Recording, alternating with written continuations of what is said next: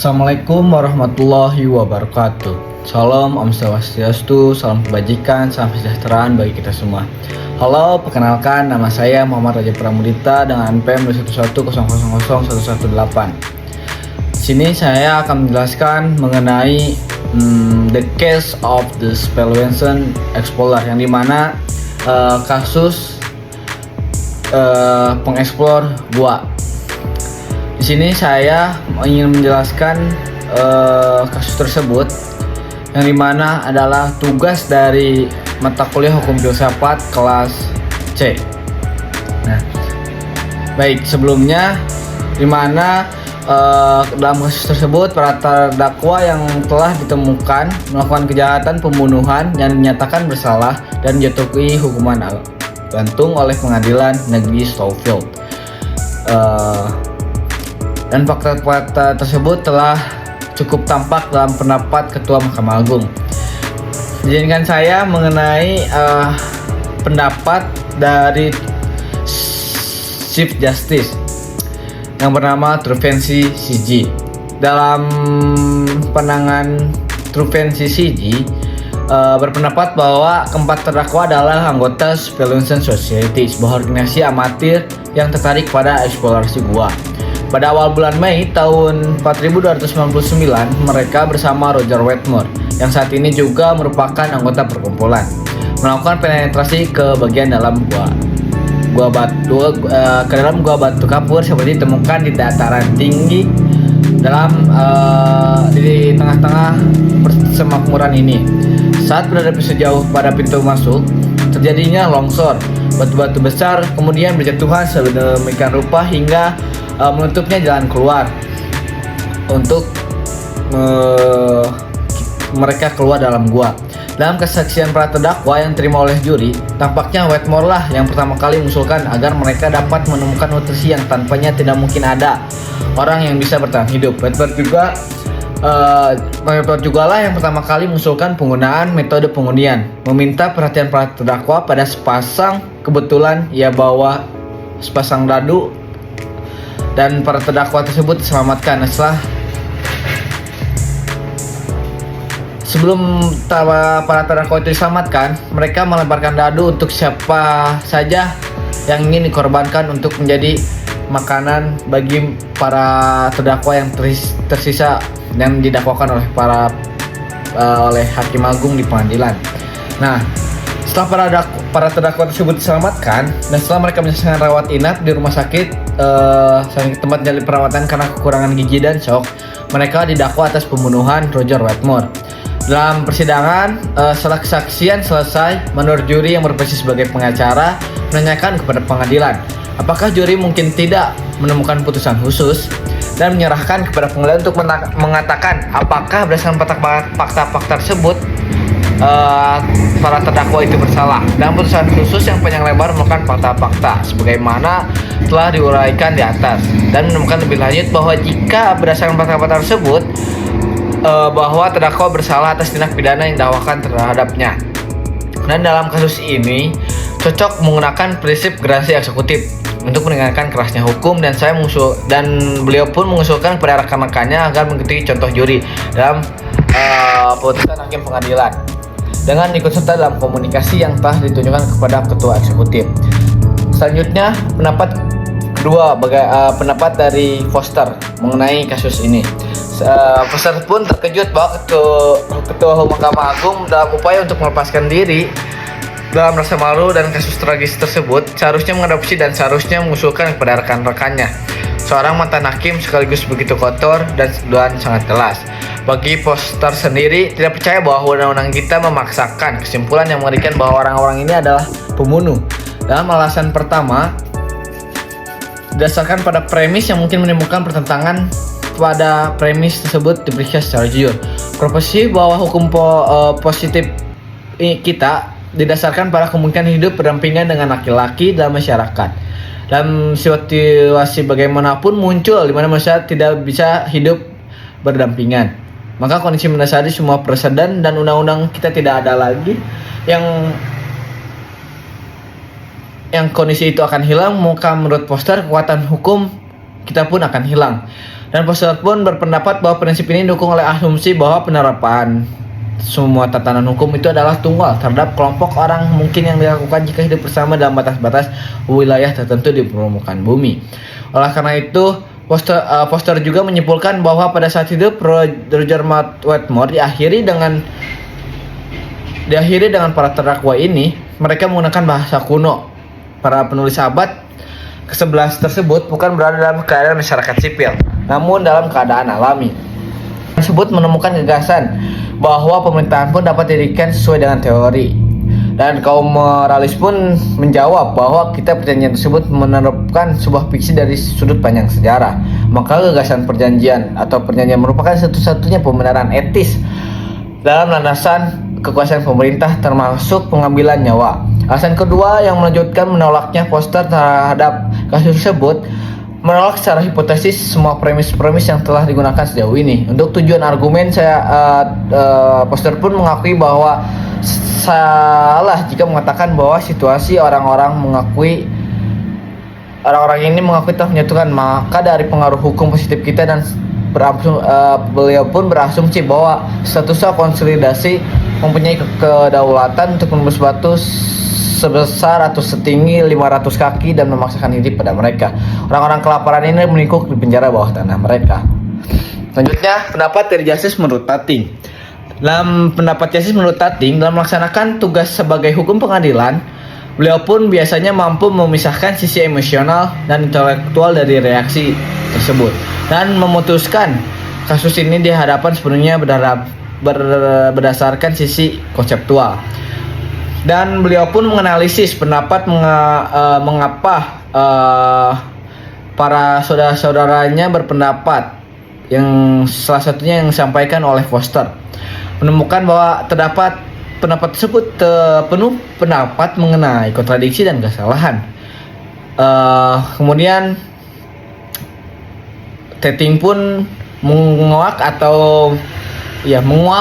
proposisi pertamanya. Orang-orang ini tidak tunduk dalam hukum kita karena tidak berada dalam keadaan masyarakat sipil, tetapi dalam keadaan alamiah. Jika orang-orang ini beralih dalam yurisdiksi hukum kita ke yurisdiksi hukum alam, pada saat manakah hal ini akan terjadi? Nah, misalnya salah satu dari orang ini berulang tahun pada 21, dalam umur 21, ketika dia dipenjara di dalam gunung, pada tanggal berapakah kita akan mempertimbangkan bahwa dia telah mencapai usia dewasanya? Ketika dia mencapai usia 21 tahun, pada situ berdasarkan hipotesis dia dibebaskan dari pengaruh hukum kita. Hanya berfungsi menyingkirkan sifat khayalan dari doktrin yang memunculkan kesulitan tersebut. Inti dari argumen beliau berpendapat tidak ada undang-undang apapun bahasanya yang boleh diterapkan dengan cara yang bertentangan dengan tujuannya. Salah satu tujuan undang-undang pidana adalah untuk memberikan efek jerah. Selanjutnya, pendapat dari Justice menurut Kinsey. Dia menemukan dua pendapat. Yang pertama, apakah gerasi eksekutif harus diberikan para terdakwa hukum ini untuk tetap ditegakkan? Yang kedua, apakah yang dilakukan oleh orang-orang ini melakukan benar apa salah, jahat atau baik? Nah, pertanyaan pertama dijawab mengenai bahwa apakah gerasi eksekutif harus diberikan kepada para terdakwa jika hukuman tetap ditegakkan. Jadi jawabannya, di bawah sistem hukum pemerintahan kita, hal ini merupakan pertanyaan bagi kepala eksekutif, bukan bagi kita. Oleh karena itu, beliau tidak menyetujui bagian tersebut kepada ketua hakim, yang pada dasarnya memberikan instruksi kepada ketua eksekutif tentang apa yang harus dilakukan dalam kasus ini dan menyatakan bahwa beberapa ketidakpantasan dan terjadi instruksi yang tidak diindahkan. Pertanyaan yang kedua dijawab mengenai apakah yang dilakukan oleh orang-orang ini benar atau salah, jujur atau tidak, jahat atau baik. Jawabannya ialah itu juga merupakan pertanyaan yang tidak relevan dengan pelaksanaan tugas beliau sebagai hakim untuk menerapkan bukan konsepsi beliau tentang moralitas, namun hukum negara. Dan menurut beliau, kita juga semua akrab dengan proses melaluinya reformasi hukum atas undang-undang yang tidak setujunya yang dicapai. Siapapun yang mengutip pendapat tertulis Tuan Justice Foster akan mencapai kesempatan untuk melihatnya bekerja di setiap cabang hukum. Proses reformasi peradilan memerlukan 3 langkah. Yang pertama dilakukan untuk mengetahui tujuan tunggal. Yang kedua untuk menemukan bahwa makhluk mitos yang disebut sebagai pembuat undang-undang. Yang ketiga atau yang terakhir adalah paling menyenangkan dari tugas tersebut ya, tentu saja mengisi kekosongan yang telah dibuat. Itu adalah hal yang mustahil. Selanjutnya adalah pendapat dari Justice menurut Hendiji. Beliau mengungkapkan satu-satunya kekecewaan beliau adalah tidak ada pihak yang mengajukan pertanyaan tentang sifat hukum dari tawar-menawar yang dilakukan dalam gua, apakah itu unilateral ataukah bilateral, dan apakah Wetmore tidak dianggap telah membatalkan tawaran tersebut mengambil tindakan berdasarkan hal tersebut. Dari semua cabang pemerintahan, lembaga peradilan adalah lembaga yang paling memungkinkan kehilangan kontak dengan rakyat jelata. Pengacara disewa oleh kedua belah pihak untuk menganalisis dan membedah. Hakim dan pengacara pun bersaing satu sama lain untuk melihat siapa yang dapat menemukan banyak kesulitan dan perbedaan dalam satu rangkaian fakta. Sekarang beliau pun menyadari bahwa dimanapun Anda mempunyai peraturan dan prinsip-prinsip abstrak, pengacara akan membuat perbedaan dan berpendapat. Menurut beliau, kita harus mengambil contoh administrator yang baik, di mana yang mengakomodir prosedur dan prinsip-prinsip dalam kasus yang ada, memilih bentuk-bentuk sesuai, mencapai hasil yang tepat. Jika terjadinya kesenjangan yang cukup besar antara masyarakat dan mereka yang mengatur kehidupan hukum politik dan ekonomi mereka, maka masyarakat kita akan hancur. Maka baik hukum alam poster maupun kesetiaan Ken terhadap hukum tertulis tidak akan memberikan manfaat apapun bagi kita. Menurut beliau pun, menganalisis pertama kasus ini membangkitkan animo masyarakat yang sangat besar, baik di dalam negeri maupun di luar negeri. Salah satu jaringan surat kabar melakukan jejak pendapat publik mengenai pertanyaan, menurut Anda apa yang harus dilakukan Mahkamah Agung terhadap penjelajahan Spelunchen? Sekitar 90% menyatakan keyakinan bahwa para terdakwa atau dibebaskan dengan semacam hukuman ringan. Jadi sudah jelas sekali bagaimana perasaan masyarakat terhadap kasus tersebut. Sekarang beliau pun berpendapat bahwa saudara-saudara saya akan terkejut beliau pun memberikan saran untuk mempertimbangkan opini publik. Mereka juga akan memberitahu bahwa opini publik bersifat emosional dan berubah-ubah. Ketika seseorang tersebut dituduh melakukan kejahatan, secara umum ada 4 cara untuk meloloskan mereka dari lolosnya hukuman.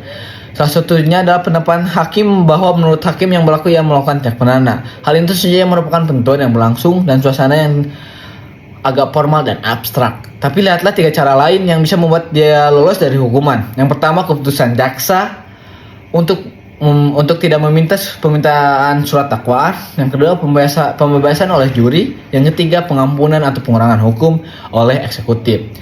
Nah, yang terakhir, jika juri diinstruksikan bahwa rasa lapar dan persetujuan mereka bukanlah pembelaan terhadap tuduhan pembunuhan, kemungkinan besar putusan mereka mengabaikan instruksi ini dan melibatkan lebih banyak memutarbalikan isi undang-undang dibandingkan dengan putusan lainnya.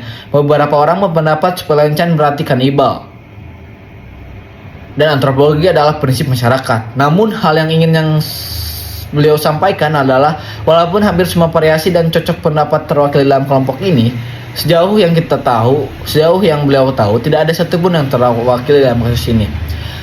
Nah, pembelajaran yang kita atau saya yang dapat pelajari dalam kasus ini, adanya perbedaan terdapat dalam 5 tokoh, Chief Justice dan 4 Justice lainnya. Chief Justice yang pertama ialah dari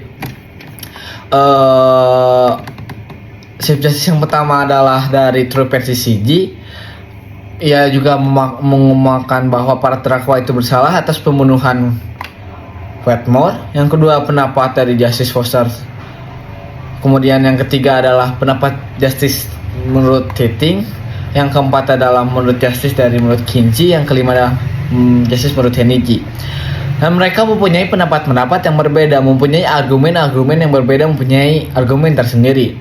Dan disinilah menimbulkan pertentangan dan pendapat bahwa inilah adalah kasus fiksi untuk menemukan bahwa para para penegak hukum, hakim agung dan hakim-hakim lainnya untuk berbagi pandangan bagaimana sih untuk menyelesaikan kasus ini dengan awalnya perundingan yang menjadi akhirnya pada kematian, kemudian terdapatnya keputusan bersalah karena hukum pada saat abad tertentu menjadi sangat kaku dan sangat baku, tidak mengikuti perkembangan pada zaman tersebut, maka dimungkinkan untuk munculnya opini publik yang disampaikan oleh Henry G, karena pendapat opini publik yang berubah-ubah dan menggunakan emosional. Akan tetapi opini publik juga berguna bagi kita masyarakat dan bagi juri untuk melakukan penilaian bagaimana para terdakwa tersebut tidak terkenanya dakwaan atau hukuman jerat, hukuman gantung dan hukuman yang paling mengerikan lah yang telah disahkan oleh Hakim Agung. Mungkin sekian dari saya. Mohon maaf apabila ada kesalahan dan kekurangan. Kesalahan tersebut dan kekurangan tersebut adalah datangnya dari saya pribadi. Kebenaran hanyalah datang dari Tuhan yang Maha Kuasa, Allah Subhanahu wa taala. Ditutup dengan doa Rabbana atina fid dunya hasanah wa fil akhirati hasanah wa qina adzabannar. Wassalamualaikum warahmatullahi wabarakatuh. Terima kasih. Assalamualaikum warahmatullahi wabarakatuh, guys. Bye bye.